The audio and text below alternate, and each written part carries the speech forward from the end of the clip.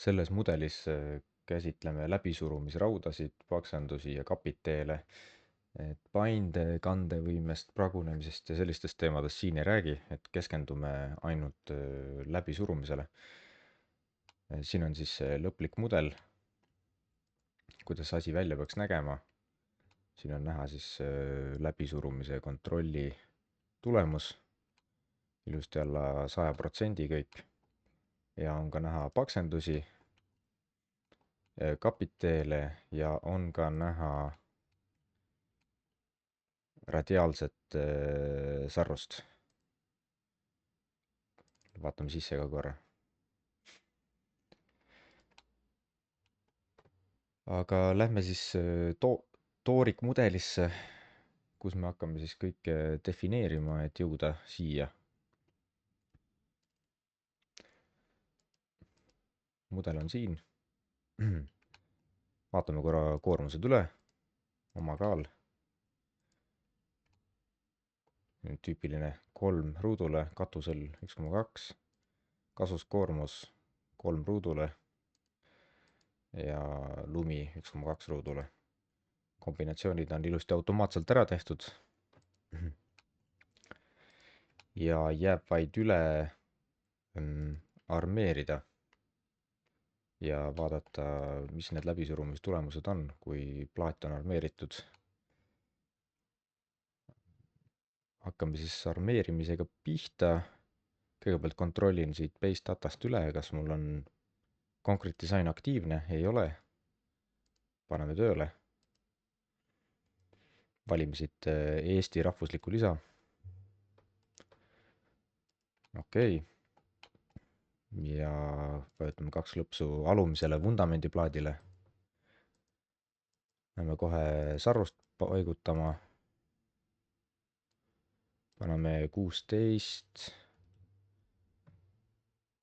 ja 200 mm sammuga 16, 0,2 ja location type on surface tervele plaadile, top bottom mõlemad suunad ja direction AS1, see tähendab siis, et X suunas on praegu. See suund tuleb siit.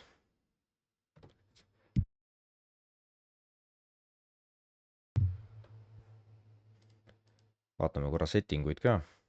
Design configurations, ULS-i settingud. Meid võib-olla huvitab rohkem siis punching praegu. Ja mida ma tahan panna on use provided longitudinal reinforcement ehk siis läbisurumiskontroll tehakse täpselt selle sarvuse järgi, mis sa paigutanud oled sinna. Kui see alumine on aktiivne, siis ta tõstab ise sarvuse kogust ja võib-olla jääb midagi, kogemata ei pane seda tähele ja mõtled, et kõik on hästi. Nii et lihtsam on panna see use provided. On okei. Tegelikult lülitan selle SLS on praegu mõttekas üldse välja lülitada, sest me tegelikult ju ei vaata pragunemisi ega läbipaindeid, see meid ei huvita. Panen okei. Näeme, et 10,05 ruutsentimeetrit on nii ülemises kui alumises kihis. Neid väärtusi saab välja lülitada siit. Types of concrete design, surface reinforcement, longitudinal. Ja siin on need väärtused näiteks. Ja siin saab ka sarvuste näitamist välja lülitada. Hea küll. Nüüd ma panen 2 klõpsu selle sarvuse peale, ma olen laisk, ei hakka kõik uuesti defineerima. Panen lihtsalt copy sellele, kustutan assignmenti maha, et ma ei taha, et ta number 1 plaadile läheks. Ja nüüd paneme 12 võrgu. Ja assignmenti teen hoopis niimoodi, et valin need 3 ülemist. OK.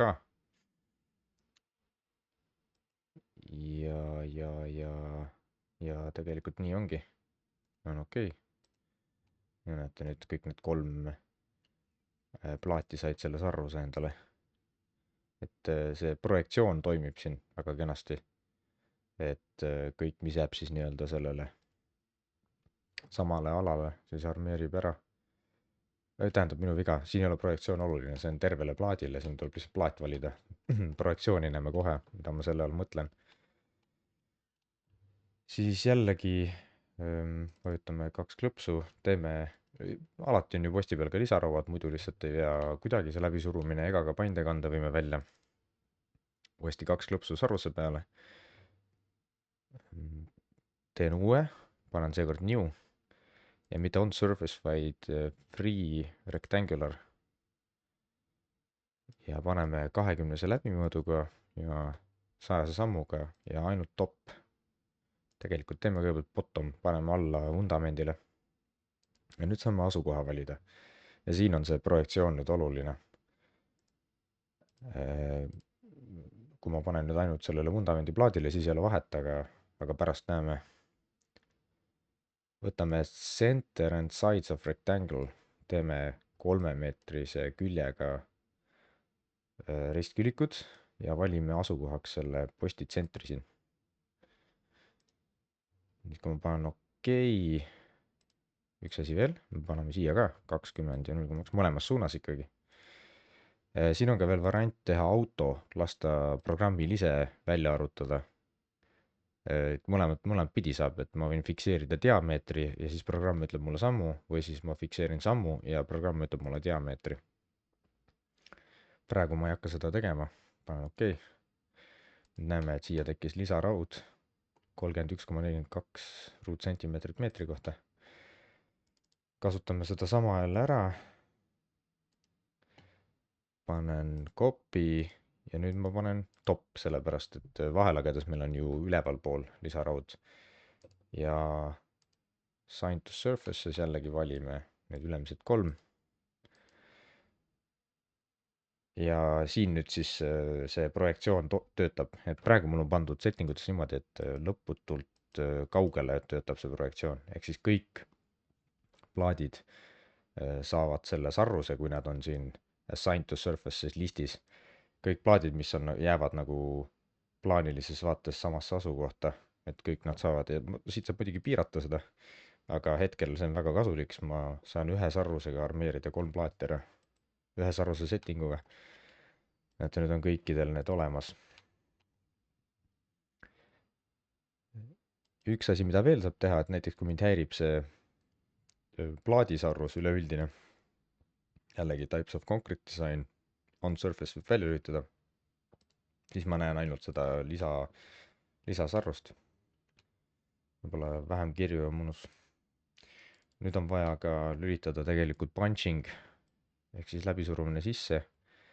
ma selekteerin kõik need punktid, lähen selle punkti peale 2 klõpsu, panen punching design. läbisurumisraudasid hetkel veel ei pane. ja siin on see configuration siis.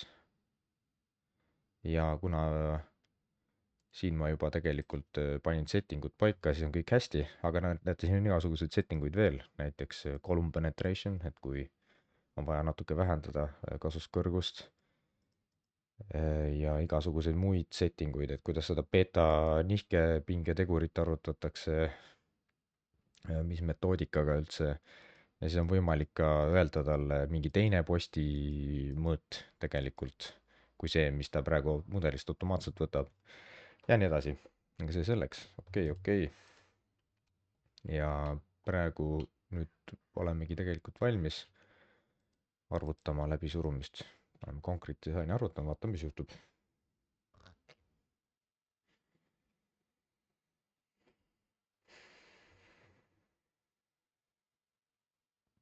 nii, mingisugused tulemused on käes. ja nagu näha, siis tegelikult meil on siin kõik ikkagi kõvasti üle kandevõime piiride. panen design ratios on nodes ja design ratios by node, siis ma näen neid kontrolle siin. võime sisse ka vaadata, vajutan näiteks siia peale katuse node. siin on arvutuskäik täielikult välja toodud, saate ise üle kontrollida, kas kõik on õige. praegu pikalt siin ei peatu, meil on vaja see probleem siin ära lahendada. ma kõigepealt võib-olla alustaks sellest läbisurumisraudade variandist siin katuse peal, kuna kui ma õigesti mäletan, siis läbisurumisraudadega võib kuni 40% kandevõimet suurendada, ehk siis 1,4-ni ja see koht siin on väga hea kandidaat selle jaoks. kui ma nüüd tulemustesse lähen, vajutan näiteks selle VD peale, siis mul on võimalik ka näha neid koormusi, mis igas vahele või mis see läbisurumiskoormus on. Siin on näha ka, et plaatvundamendil on siis nende kolme väärtuse summa ilusasti, saab sellest aru õigesti. Ja beeta tegur on 0 või tähendab 1, sellepärast et kõik on sümmeetriline praegu. Ja siin on veel võimalik siis näiteks vaadata, et required punching reinforcement, et nagu ma enne mainisin, siis 1,4-ni on võimalik läbisurumisraudadega seda suurendada. Siis me näeme ka seda, et ainuke koht, kuhu ta ütleb required punching reinforcement või tähendab, annab üldse seda väärtust, ongi koht, kus on alla 1,4 see ratio praegu, eks, ülemine. Järelikult see on siis ainukene koht, kus me seda kasutada saaks. Läbisurumisraudasid teeme kohe ära, 2 klõpsu peale, punching node, new punching reinforcement. Siin on siis erinevad settingud, hetkel pikalt ei peatu, pane kohe okei. Okei, zoom in sisse, nüüd näeme, et siin on selline punktiirjoon. Eks seda saab ilmselt muuta ka, korra proovime. Hallina teda ei olnud väga hästi näha.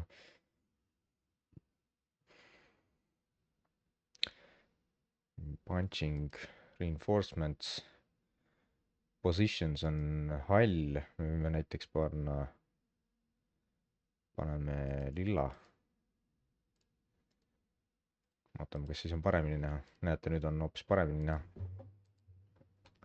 Hea küll, las ta olla. Panen uuesti arutama.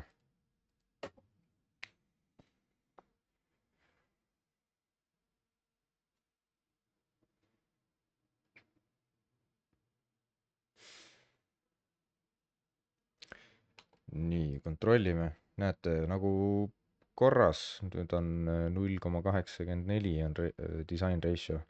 Aga igaks juhuks vaatame, mis siin veel on. Siia tekkisid mõned lisaread, vaatame seda, korras, see on siis see posti perimeetri kontroll. Aga siin on veel mingisugune teine check, mis tegelikult ei ole korras, see on üle 1. Tundub, et kui me läheme nüüd design ratios on nodes, design ratio by node, võtan selle node peale, siis ma tean, et jutt käib sellest siin ja näete, siin on 2 check'i, on probleemsed.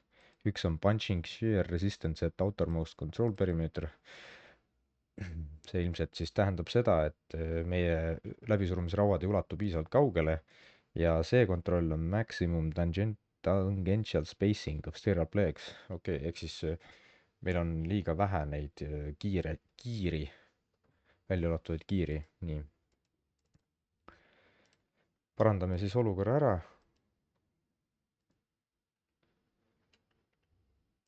võtan 2 lõpsu peale. Teeme, et 10 kiire asemel on 16. Ja need sammud nende läbisurumispeade vahel 1 kiire peal, muudan neid ka. Siin näeme, et 0,5 tähendab siis 100 millimeetrit. Olen okei. Lähen uuesti arutama.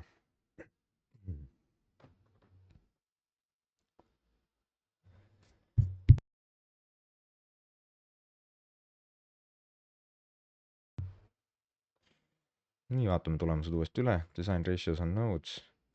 Vajutan selle node peale.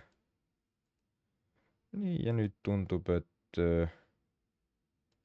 ühe asja unustasin ikka muuta veel. Ma tõin nad nüüd lähemale. Nüüd tähendab, et ma pean ka perimeetrit juurde lisama. Hetkel mul on ainult 2 pead tegelikult. 1, 2 ja kui ma panen see 3, siis tekib see 3. siia juurde.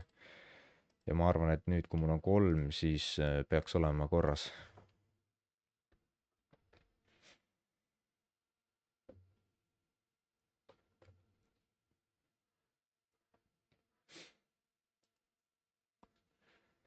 Jällegi, design ratios on nodes, design ratio by node ja näete, nüüd kõik on rohelises, ehk siis see ülemine katuse plaadi läbisurumise probleem on lahendatud, aga alumistega on nüüd selline lugu, et hakkame kapiteele tegema või siis paksendusi.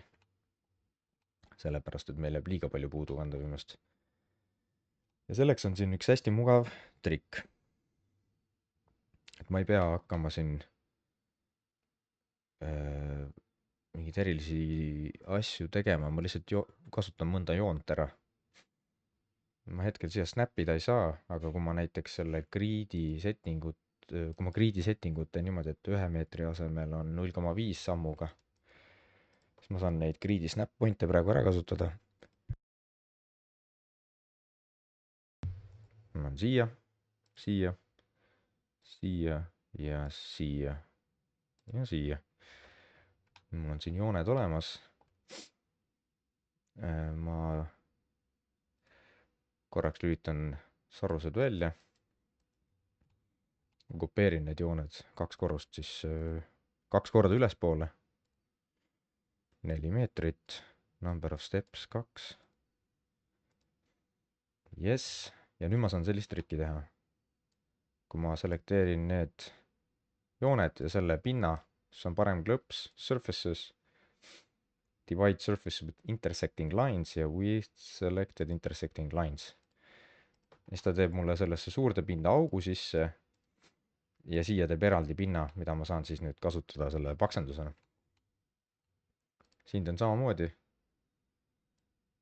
kasutan neid jooni ära ja nüüd ma vajutan ka, see pind ka aktiivne, aga nüüd ma vajutan enterit lihtsalt, sest see teeb viimase käsu uuesti. saan kiiremini. uuesti enterit. nii. ja nüüd määrame paksendused. hetkel mul on all 300 unda plaat ja üleval on 200 plaat. teeme paksenduse näiteks 600-seks, 600 ja vahele paksenduse teeme 400-seks, 400. nüüd valin selle plaadi, panen 400 ja valin alumise plaadi ja 600. nii, nüüd on vaja veel teha selline asi ära, et meil on nüüd need sarrused natukene valesti defineeritud. näiteks see on surface number 1 küljes, aga tegelikult surface number 1-s on siin auk ju, ehk siis ma pean selle ära muutma. Surface number 6 hoopis, okei. ja siin sama lugu. praegu on 2–4, aga nendes on augud sees. teen nii. okei, ja üks asi veel, et hetkel kõik on tsentriliselt ühendatud. noh, põhimõtteliselt võib ka niimoodi teha, aga kui nüüd tahta täiesti korrektseid tulemusi ja et mudel vastaks väga täpselt siis reaalsusele, siis me võiksime tegelikult ju nendele paksendustele ekstsentrilisused ka anda. et ülemised pinnad oleks siis nagu tasa. View settingutest kontrolli mõttes kerime siia alla. Model, solid model, surfaces ja mitte field, vaid field including thickness. ja siin näeme, et praegu ülevalt turritab välja. aga lahendame ära selle, vajutan selle plaadi peale 2 klõpsu. Eccentricity, siin on näiteks selline variant, et new, panen top ja valin siit pinna, millega ta tasa läheb. ja näete, nüüd ta paigutas ennast tasa. ja ülemised, kuna neid on 2 tükki,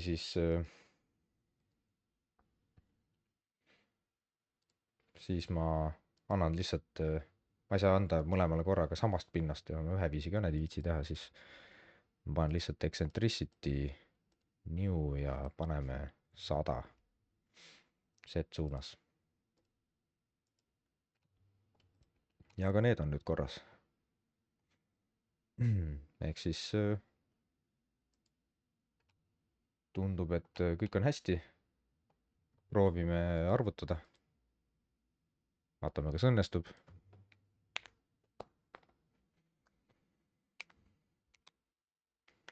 nüüd on muidugi see teema, et kuna nad on ekstsentriliselt ühendatud, siis lisaks paindemomentidele on ka pikijõud. aga see ei mõjuta seda concrete design add-on'i. sellepärast saab väga hästi sellest aru, kuidas arvestatakse ikkagi nii pikijõudusid kui ka paindemomente. aga lihtsalt, kui käsitsi kontrollida ja võrrelda, et siis ei ole nagu painde momendid võrreldavad. Vaatame nüüd tulemusi. Näeme, et siin on nüüd korras tänu paksendusele. Üleval oli siis läbisurumise raudadega korda tehtud siin samamoodi. Aga all on midagi kummalist toimumas. Vaatame korras sisse. Teate, ühe asja unustasin ära. Pean tegelikult ju põhivõrgud ka defineerima nendele keskmistele aladele. Selle ma unustasin täiesti ära. Surface reinforcements. Nii, mul on vaja ta siia ka panna. Okei. Ja selle siin samamoodi siia, siia, siia. Nii, nüüd peaks olema korras. Ja paneme uuesti arutama.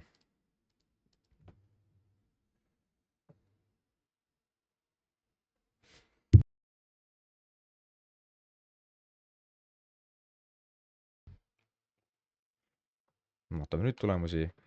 All jääb nagu ikkagi puudu, üleval on kõik korras, isegi varuga võib neid lisaraudasid vähendada, aga sellega praegu ei tegele.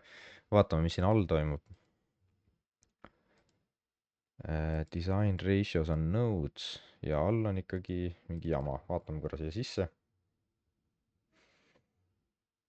Siin arvutuses on, vaatame, et armeerimistegur on 0,002, kuidagi võib-olla väike. Siis kontrollime seda provided reinforcement'i. Vaatame, mis meil on siin. Siin näeme, et 37,07, mis on siis 31 ruutsentimeetrit pluss põhivõrk. Ja õige, täpselt sama. Ja kui ma lähen alla ma pean vaatama bottomit. Siis me näeme, et ainult põhivõrk on aktiivne millegipärast siin läbisurumise arvutuses. Lähen uuesti siia sisse, vaatan, milles probleem on. Siis kui minna siia provided longitudinal reinforcement inside critical section'is, siis me näeme, et sarrus töötaks, siis ta peaks olema vähemalt 3,706 meetrit pikk, aga minu see paksendusi oli 3x3 laiusega. Ehk siis sarrused on liiga lühikesed ja see ala on liiga lühike, ta ei lähe arvesse. Seda saame siis lihtsasti parandada muidugi, õnneks.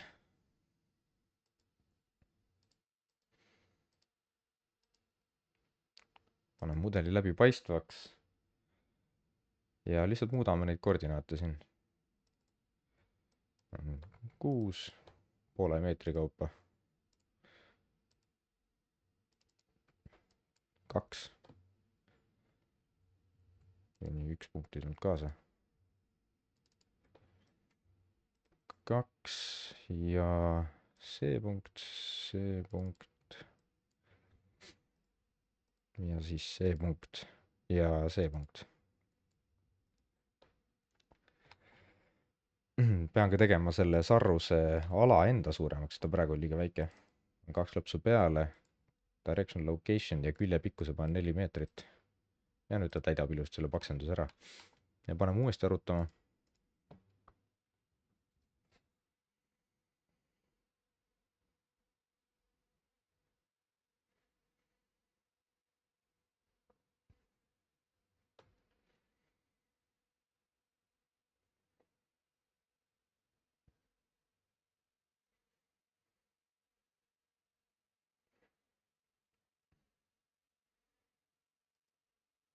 Ja nüüd näeme, et kandevõime on tagatud, enne oli 1,1 midagi ja vaatame provided'it ja nüüd on 41,47 ruutsentimeetrit. Ehk siis nüüd ta saab aru sellest.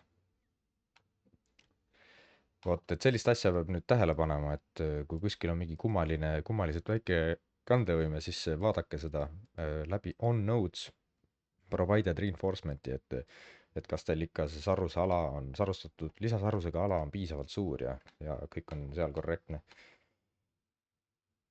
vot ja niimoodi see läbisurumise arutus käib ja nende kapiteelide ja paksenduste lisamine.